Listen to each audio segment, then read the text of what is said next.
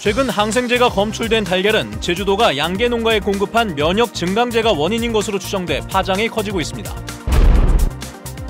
재심에서 사실상 무죄를 인정받은 4.3 생존 수영인들이 불법 구금의 피해를 보상하라며 국가를 상대로 53억 원 규모의 형사 보상을 청구했습니다. 여러분 안녕하십니까? 뉴스데스크 제주를 시작하겠습니다.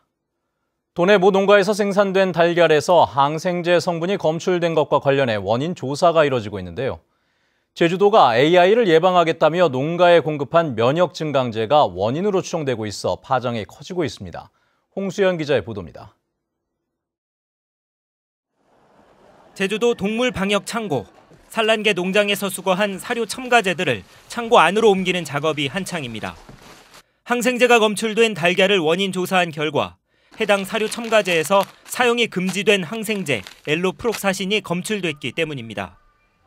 항생제 성분이 검출된 사료 첨가제입니다. 이 제품은 충남 지역에서 생산돼 지난해 12월 제주도가 AI 예방을 위해 도내 산란계 농가에 1,400포 1.4톤을 무료로 공급했습니다. 가축 면역력을 높이기 위해 사료와 섞어 먹이는 제품으로 성분 표기에 항생제는 없지만 생산 과정에서 유입된 것으로 추정되고 있습니다. 도내 산란계 농가 38곳 가운데 해당 사료 첨가제가 공급된 농가는 27곳. 이 가운데 4곳은 최근까지도 닭들에게 해당 첨가제를 먹여온 것으로 조사됐습니다. 도에서 우선 공급을 해줘서 농가 입장에서는 당연히 농장 운영을 하는데 도움이 됐겠거니 해서 사용을 했더니 이런 결과가 나와가지고 많이 혼동되고 당황스럽습니다. 제주도는 해당 사료 첨가제에 대해 농림축산검역본부에 정밀 검사를 의뢰했습니다. 또 도내 산란계 농장의 달걀 출하를 중지하고 검사 결과 항생제 성분이 검출되지 않은 농가의 출하 제한을 해제하기로 했습니다. 적극적으로 양계 산업 보호를 위해서 이제 저희들이 했던 거죠. 근데 그 과정에서 이제 그 약 성분이 포함이 돼서 본의 아니게 잘못되는 이런 결과가 나왔습니다. 죄송합니다. 제주도는 이번 사태로 인한 농가 손실에 대해 제조업체를 통해 보상하겠다고 밝혔습니다. 하지만 제주산 달걀의 이미지 훼손은 물론 일부 농가의 경우 친환경 인증 취소도 예상돼 관련 업계의 피해는 예상보다 클 것으로 보입니다. MBC 뉴스 홍수현입니다. 3.1절 특사명단에 강정 주민들이 포함된 것으로 알려졌습니다. 법무부는 그제와 어제 이틀간 3.1절 100주년 특별사면 대상자를 심사한 결과 사면 대상을 4천여 명으로 확정했습니다.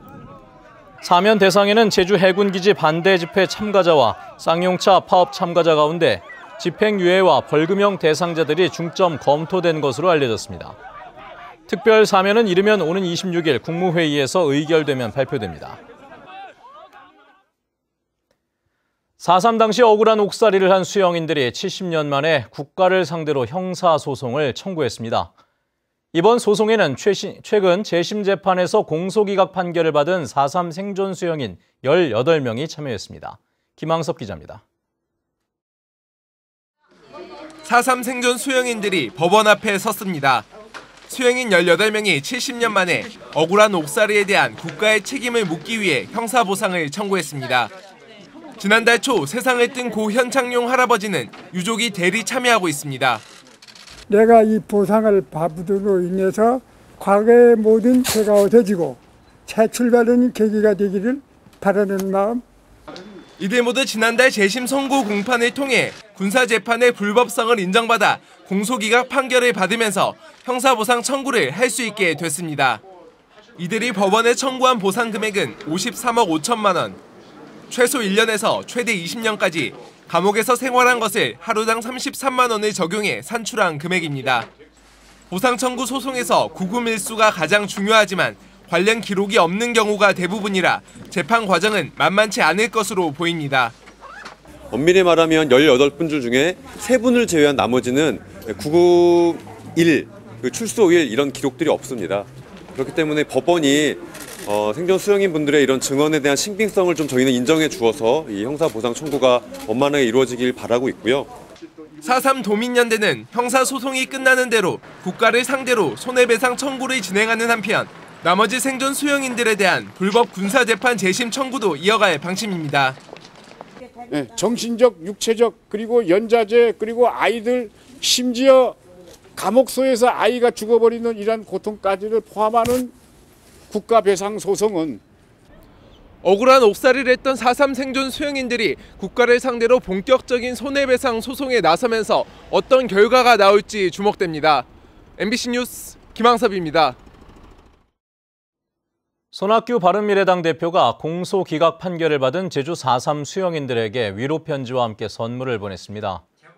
손 대표는 바른미래당 제주도당을 통해 수용 희생자들에게 보낸 편지에서 이번 판결로 조금이나마 억울함이 해소됐기를 바라고 제주 4.3 특별법 개정안이 통과될 수 있도록 모든 노력을 다하겠다고 약속했습니다. 제주도 의회 교육위원회가 교육청 산하 기관들의 올해 업무 보고를 이틀째 거부했습니다. 교육위원회는 지난해 교육청 고위 공무원을 늘리는 조례를 통과시키면서 명시한 부대 조건이었던 학교 보건과 사서교사 등 현장 인력 추가 배치를 최근 교육청이 교육부의 지침에 어긋난다며 지킬 수 없다고 통보해 이같이 결정했다고 밝혔습니다. 이에 따라 이번 회기에서 다룰 예정이었던 교복 구입비 지원 조례안 등도 상정이 불투명해졌습니다.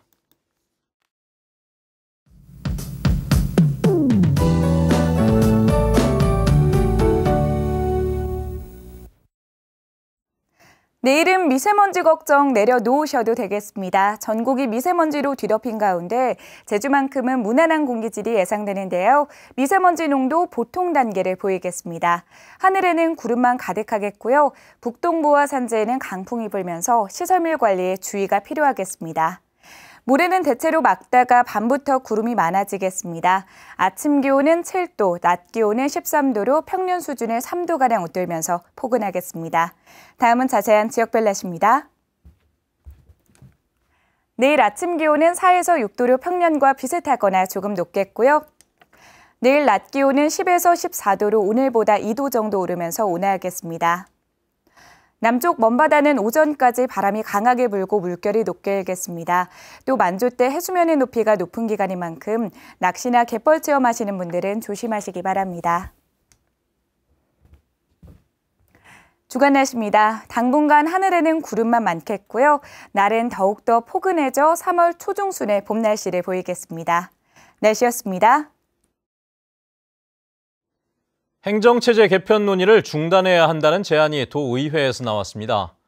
제주도의회 행정자치위원회 정민구 의원은 10년째 행정체제 개편에 대한 도민사회의 의견이 제각각이라며 이번 임시회에서 행정시장 직선제 동의안이 부결되면 행정체제 개편 대신 행정시 권한 강화를 추진해야 한다고 지적했습니다.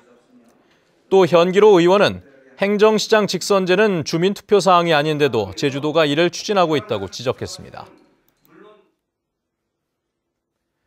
오늘 아침 7시쯤 제주시 오라 교차로에서 1톤 트럭과 승용차가 부딪히면서 트럭 운전자 37살 김모 씨가 숨지고 승용차 운전자 36살 고모 씨가 다쳤습니다. 경찰은 신호 위반 여부 등 정확한 사고 경위를 조사하고 있습니다. 제주지방법원 제갈창 판사는 대한항공이 건설업체 2곳을 상대로 제기한 공사금지 가처분 신청을 기각했습니다. 대한항공은 지난해 9월 정석 비행장 인근에 들어서는 풍력발전기 7기 가운데 6기가 공항시설법에서 정한 불법 구조물이라며 공사 중지 소송을 제기했습니다. 재판부는 풍력발전시설이 항공법에서 정한 장애물 제거 요구권에 포함되지 않고 풍력발전소가 완성되더라도 대한항공에 불이익이 발생한다고 보기는 어렵다며 이같이 판결했습니다. 우도 주민들이 해양국립공원 지정에 반대하며 제주도 의회에 진정서를 제출했습니다. 우도 해양국립공원 저지위원회는 오늘 우도 주민 1000여 명의 서명이 담긴 해양국립공원 지정 반대 진정서를 김태석 도의회 의장에게 전달했습니다. 이들은 국립공원 지정에 우도 주민들의 공감대가 형성되지 않았고 여론을 무시한 일방통행식 지정은 받아들일 수 없다며 주민 편의시설 구축이 먼저 추진돼야 한다고 강조했습니다.